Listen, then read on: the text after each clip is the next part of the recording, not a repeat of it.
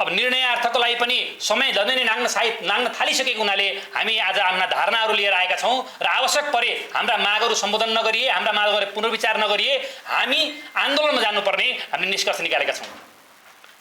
यहाँ उपस्थित सम्पूर्ण पत्रकार साथीहरू, म अब यहाँ सङ्गठनको तर्फबाट हामीले बनाएका केही धारणाहरू, हाम्रा दृष्टिकोणहरू यहाँ वाचन गर्न चाहन्छु।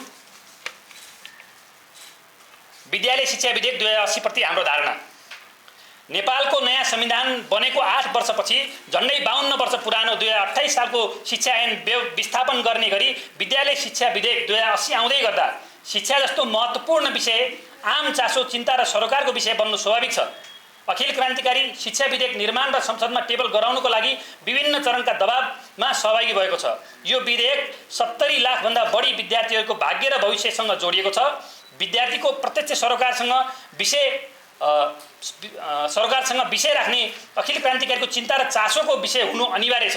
तर शिक्षा विधेयक औपचारिक टेबल नहुँदै विभिन्न मिडियाहरूमा आउनु, संसदमा दर्ता नहुँदै असन्तुष्टि चर्किनु, दबाव समूहको घेराबन्दीमा परेर सरकारले दबाव समूहसँग संविधान विपरीत सहमति गर्नु गम्भीर विषय पनि हो भन्ने हाम्रो निष्कर्ष छ। विभिन्न स्वार्थ समूहको चलखेलको परिणामस्वरूप केही महत्त्वपूर्ण विषयलाई हटाएर विधेयक संसदमा पेश भएको कुराले हाम्रो गम्भीर ध्यानाकर्षण भएको छ। विधेयकले आज विभेदकारी शिक्षा नीतिलाई कसरी निरुत्साहित गर्छ भन्ने आम चासोको विषय थियो र छ। संविधानमा शिक्षालाई मौलिक अधिकारको रूपमा सुनिश्चित गरिएको छ। संविधान प्रदत्त मौलिक हक अनुरूप प्रत्येक नागरिकलाई आधारभूत शिक्षामा पहुँचको हक हुनेछ। प्रत्येक नागरिकलाई राज्यबाट आधारभूत तहसम्मको शिक्षा अनिवार्य र निशुल्क तथा माध्यमिक तहको शिक्षा निशुल्क पाउने हक हुनेछ भन्ने स्पष्ट व्यवस्था छ। संविधान बनेको 8 वर्षपछि विलम्ब गर्दै संसदमा प्रस्तुत भएको विद्यालय शिक्षा विधेयकले स्पष्ट रूपमा सार्वजनिक र निजी द्वैत प्रकृतिको शिक्षा प्रणाली कायम हुने गरी अझ निजी विद्यालयको सिन्डिकेट कायम हुने गरी ल्याएको विधेयक स्पष्ट रूपमा संविधानको मौलिक हक विरुद्ध छ। आज यो विषय घनीभूत बहस र सार्थक निष्कर्षमा पुर्याउन नसकेको अवस्थामा विधेयक अपुरो मात्रै होइन, शिक्षा क्षेत्रको परिवर्तन नै अपुरो हुने र राष्ट्रको समाजवाद प्राप्तिको उद्देश्य अलपत्र पर्ने खतरा पनि उत्तिकै छ। नयाँ शिक्षा विधेयकले नेपालको संविधान कार्यान्वयन गर्ने, संहिताको मर्म बोकेको, राज्यको पुनर्संरचना अनुरूप बन्नुपर्छ भन्ने अखिल क्रान्तिकारीको स्पष्ट मान्यता छ।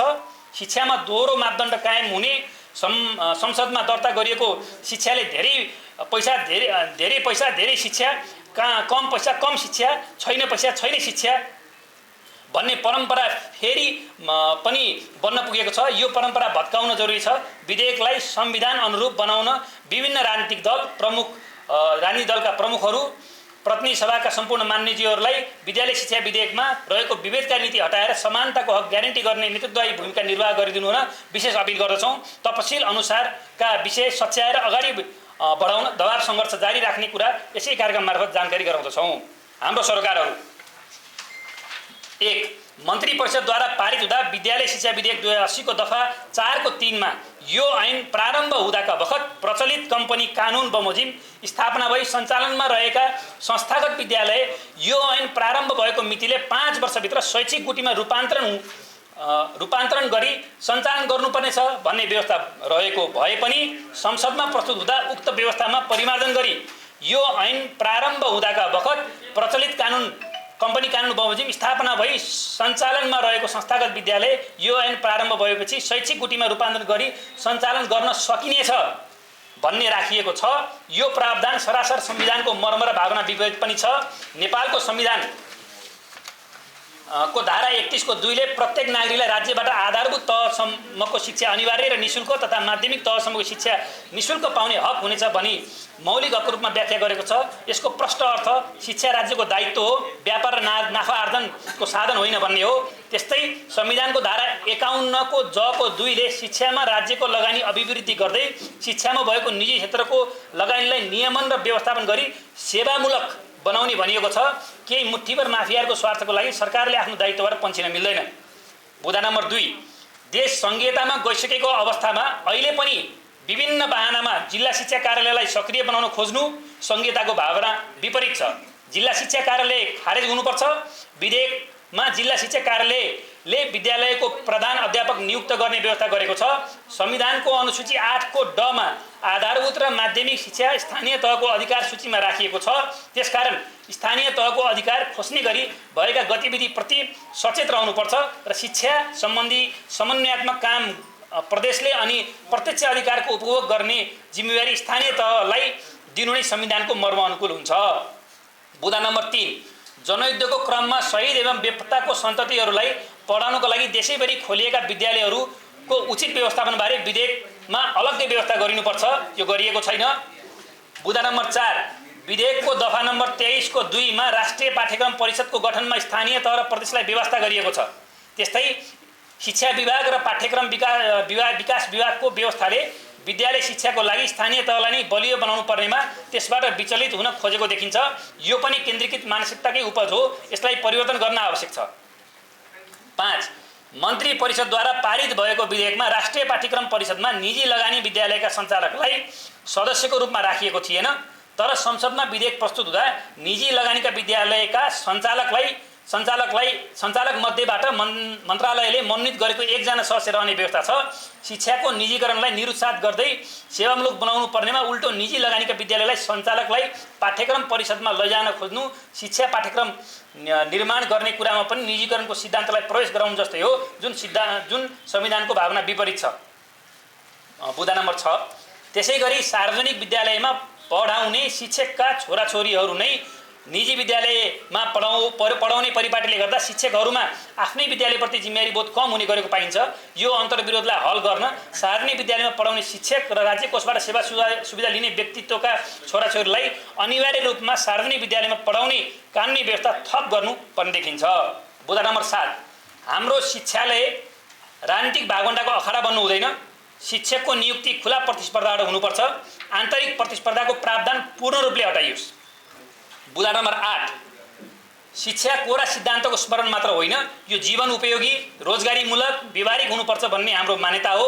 अहिले युवाको विदेश पलायन निकै डरलाग्दो छ। असमानता बढ्दो छ।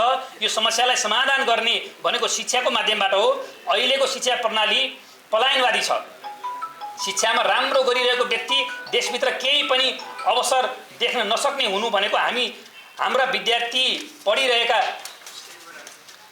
कुरामाथि डरलाग्दो प्रश्न हो। देशभित्रै अवसर देख्ने, खोज्ने र निर्माण गर्न सक्ने जनशक्तिको निर्माण गर्न त्यसै अनुरूप दृष्टिकोण निर्माण हुने गरी विद्यालय शिक्षा हुनुपर्छ। चाहे व्यक्ति होस् वा समाज, यदि उसले आत्मगौरव र आत्मसम्मान गुमायो भने त्यो पतनको दिशामा जान्छ। अब विद्यालय स्तरको शिक्षाले हाम्रो आत्मगौरव र आत्मस्वाभिमान जगाउने स्तरको हुनुपर्छ। त्यसैको जगमा निर्माण भएको आत्मबलले आत्मविश्वास जगाउनेछ। देशभित्र केही गर्न सकिन्छ भने आत्मविश्वास भएको त्यही जनशक्तिले देशलाई समृद्ध बनाउनेछ। आडम्बरयुक्त होइन, जिउँदो जाग्दो समाजको निर्माण गर्नेछ। यस्ता तमाम समस्याहरूलाई सम्बोधन गर्ने गरी विधेयक आएको देखिएन। बुँदा नम्बर 9, त्यसरी नै पठन पाठनको लागि गणित, विज्ञान र कम्प्युटर बाहेकका विषयको पठन पाठनको माध्यमको रूपमा मातृभाषालाई पनि स्वीकार्नु स्वागतयोग्य प्रावधान हो। यसले समावेशिताको सिद्धान्तलाई अङ्गीकार गरेको देखिन्छ। यसलाई हामी स्वागत पनि गर्न चाहन्छौँ। बुँदा नम्बर 10, शिक्षक सुविधाबारे विधेयक प्रस्तुतका हात बोलेको छैन। शिक्षक भनेको शिक्षाको एउटा प्रमुख मेरुदण्ड हो। शिक्षकको मान सम्मान र प्रतिष्ठाको उच्च कदर गर्दै निजामती कर्मचारी भन्दा पनि राम्रो सुविधा पाउने गरी विधेयकमा स्पष्ट व्यवस्था गर्नुपर्छ। साथसाथै बाल विकास केन्द्रमा कार्यरत शिक्षकहरूलाई उचित मापदण्ड बनाएर ग्रेडिङ सहितको सुविधा प्रदान गरिनुपर्छ।